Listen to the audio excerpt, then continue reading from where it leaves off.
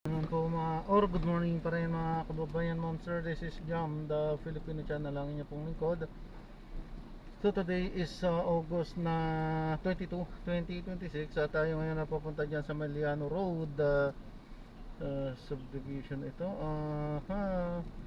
sa Maliano Road, Caloocan po ito Caloocan, Barangay 167 Maliano Road, Caloocan, at dadalhin po natin yan sa Novaliches General Hospital sa may Quirino Highway, Gulod, Novaliches, Quezon City. Magbabalik po tayo mamaya mati po pag nakuha na po natin sila. Disclaimer lamang po ang content po natin ay kalsada at hindi ang passenger, kaya naman sakasakali mo po na may marinig kayo mga pangalan ng lugar, pangalan ng tao, pangalan ng organisasyon sa government o private man yan, ay wala pong kinalaman ng channel nito at wala akong pinapatungkulan. Lahat po na pinag-uusapan dito ay pawang dito lamang po yan sa loob at wala akong pinapatungkulan sa labas. Magbabalik po tayo mamayang kasi po pag nakakuha na po natin.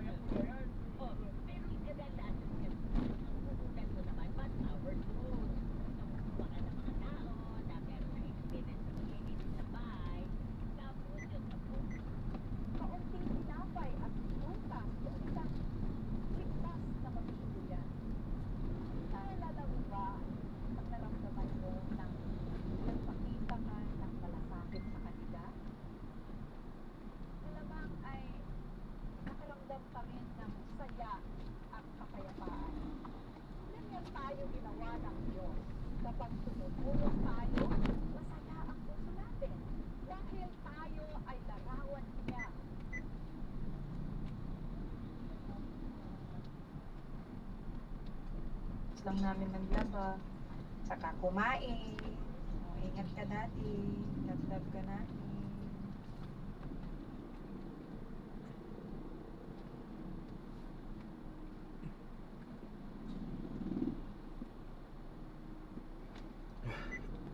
So, talented ka. O, ibenta mo yung talent. Naman, di ba? Maraming mga bagay kung ano tayo magkaroon ng extra income sa malinis na paraan. Correct. Correct, di ba? Hindi mo kailangan tumakbo ng kongresista para magkapera. Yung skills, talents, at diskarte. Mindset ba para lahat tayo yumaman? Yes! Diba? Kaya mga kapuso, sana marami kayong natutunan sa aming programa ngayong araw. Mami, mag-OT na tayo. Papagaling na tayo. Papaalam na tayo, dude! Sino ba yung kapuso? Norily Templor! At ako na po yung kapuso yours. Kundi magsama-sama muli tayo sa susunod na Sabado. Dito naman po yan sa programang punong-puno ng informasyon at inspirasyon. Ito ang DZWB Super Servisyo Trabaho. At negosyo! Thank you! Dapat totoo!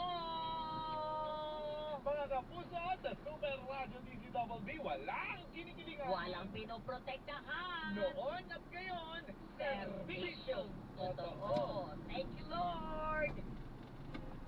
Super Servisyo Trabaho! Negosyo! DZWB, Balitang Totoo! DZWB, Super Radio number 1.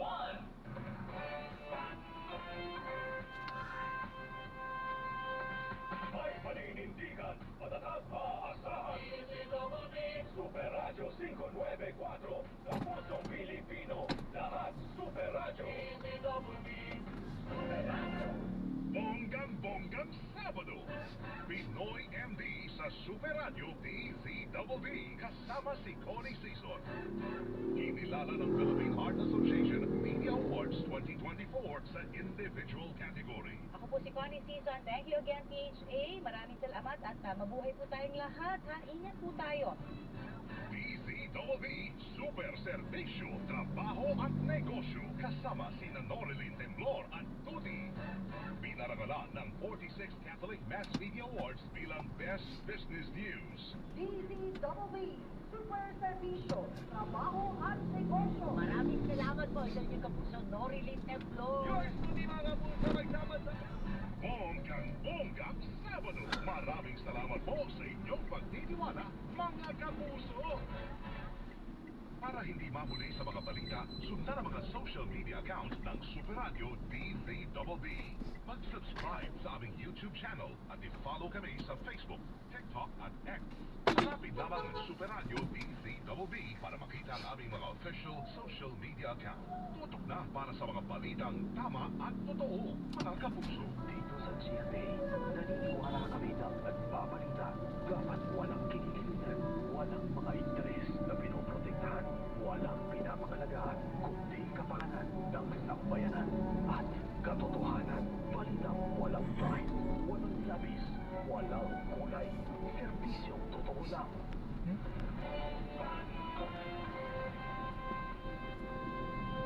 Kapag sa balita, yan ang aming panata. DZWB Super Radio 594. Lagi na naka-alerto. Servisyo totoo. DZWB, kapuso nyo sa radyo. Walang hinihilingan, walang pinoprotektahan. Servisyo totoo lamang, walang iwanan. May paninindigan, matatag maaasahan. DZWB, Super Radio 594, Kapusong Pilipino, lahat Super Radio.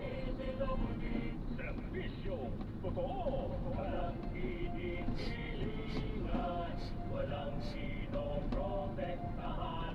Servisyong totoo lamang, walang iwanan. DZWB, Super Radio. DZWB, Super Radio number 1. DZWB, balitang tama, balitang totoo. Oras alas 11:32. Hatid sa inyo ng GMA Super Radio DZWB. Narito ang Super Balita sa Tanghali. Araw po ng Sabado. Ika-22 na sa buwan ng Agosto, taong 2026, agang ng umaga Luzon, Visayas at Mindanao. Ako yung kapuso, Sam Nielsen. Pinakamainit at pinakasayibang mga balitang ihatid namin sa inyo po inyong kapuso, Pamela Adria. Ito ang super balita sa tanghali.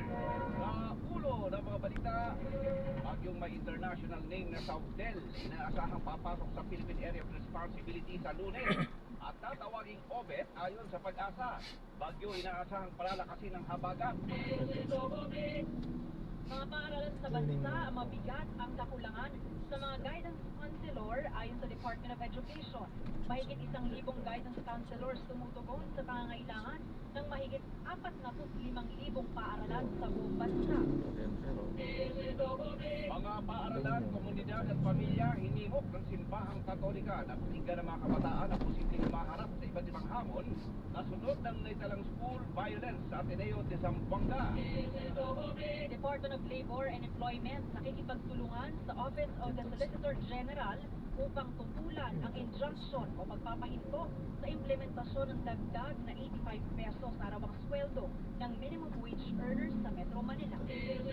Mga manggagawa sa pribadong sektor na hindi makapapasok sa trabaho bunsod ng pagbaha, wala ng sasakyan o masasakyan, delikadong sitwasyon sa tuwing may kalamidad, hindi maaaring patawan ng parusa ng kumpanya ayon sa Department of Labor and Employment. Mga motoristang gagamit ng peking improvised na plaka, uhulihin na ng Land Transportation Office simula Setyembre. Mga mahuhuli, pagmumultahin ng 5,000 piso at mai-impound din ang sasakyan. Babala, sensitibong balita, 2 patay, isa sugatan sa pamaril sa Dagu, Saudi Ampatuan, Maguindanao del Sur, ayon sa Police Regional Office, Bangsamoro Autonomous Region.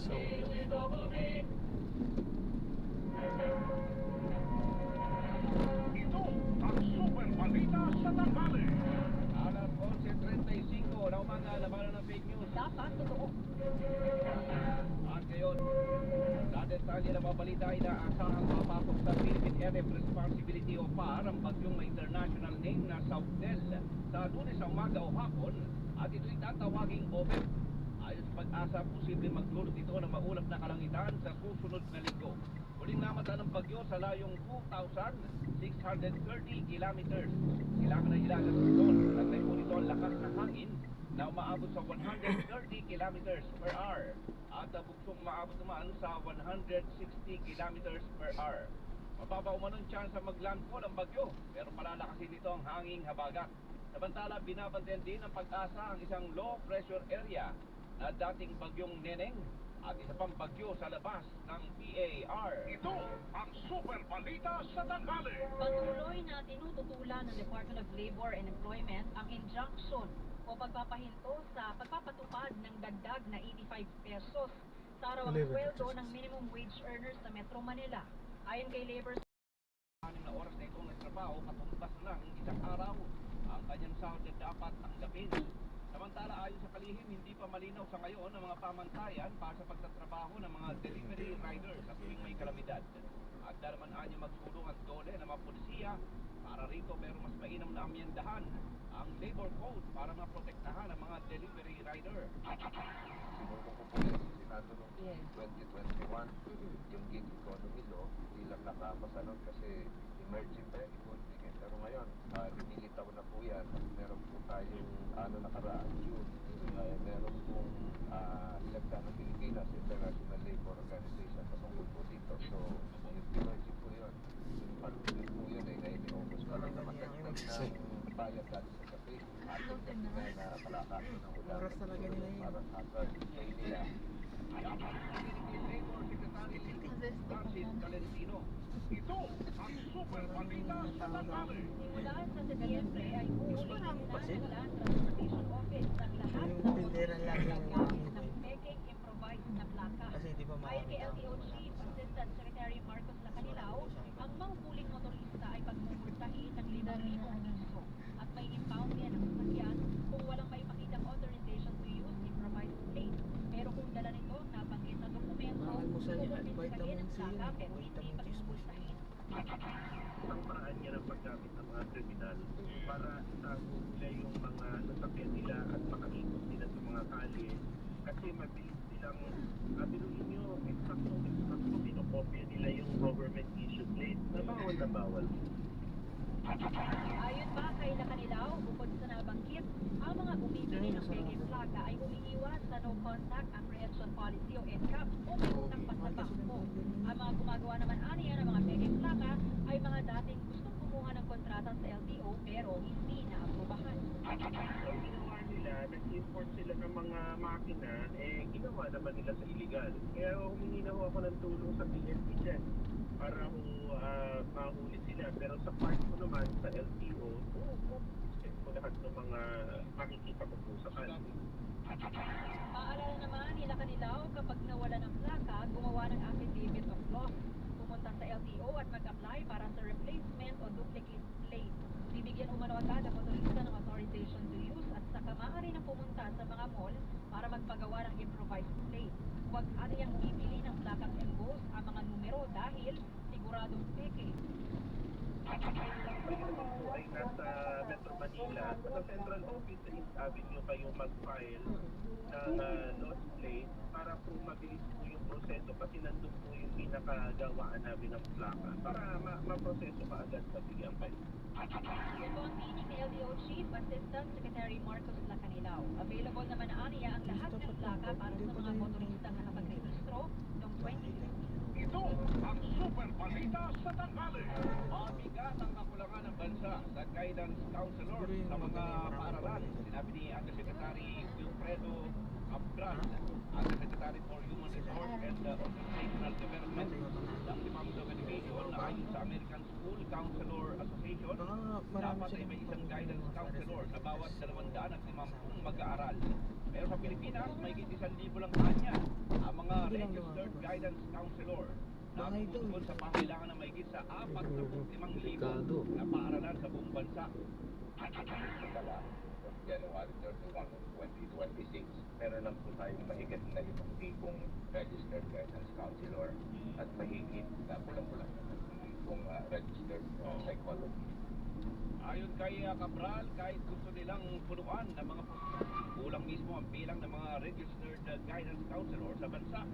Kaya bilang pagtugunan niya sa kakulangan ngayong taon ay nakalikha na ng nasa 10,000 na posisyon para sa School Counselor Associates. School counselor associate po ay entry level.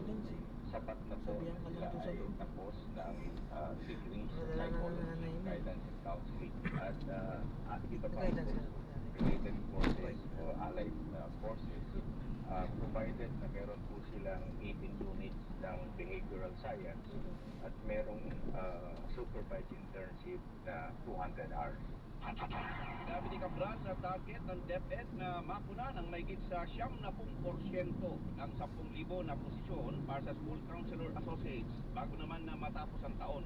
Tiniyak ng kalihim, regular o regular position ito kung saan ang basic pay para sa entry level ay nasa 31,000 piso bukod pa sa nasa 2,000 piso na allowance. Samantala, tiniyak din ni Cabral ang pagtatayo ng care center sa bawat paaralan. Sobrang sungit. Parang sinako siya, tapos pinagpapabato. School counselor at school counselor associate kasama po Parang sinako siya habang nag-ano. pang allied services at sa division Tapos naman nung po college, ay tatayo tayo ng may naging classmate ako doon nag-aaral sa school na yun. Sabi ko, pinag naman yung teacher na to. Yan, paripuntik kay Undersecretary Wilfredo Cabral, Undersecretary for Human Resource and Organizational Development ng DepEd. Inimok ni Manila Archbishop Ginagawa sa amin St. yun. Cardinal Administration Company. Ayan, sa drop ng amin. Maraming salamat po sa panonood. Hanggang sa muli po ingat at God bless. Paalam po muna. Pansamantala, tayo ay gagawa na ng ibang video sa ating susunod na misyon. Paalam po muna. Pansamantala, this is Jam, the Filipino channel ang inyong pong lingkod. Paalam po.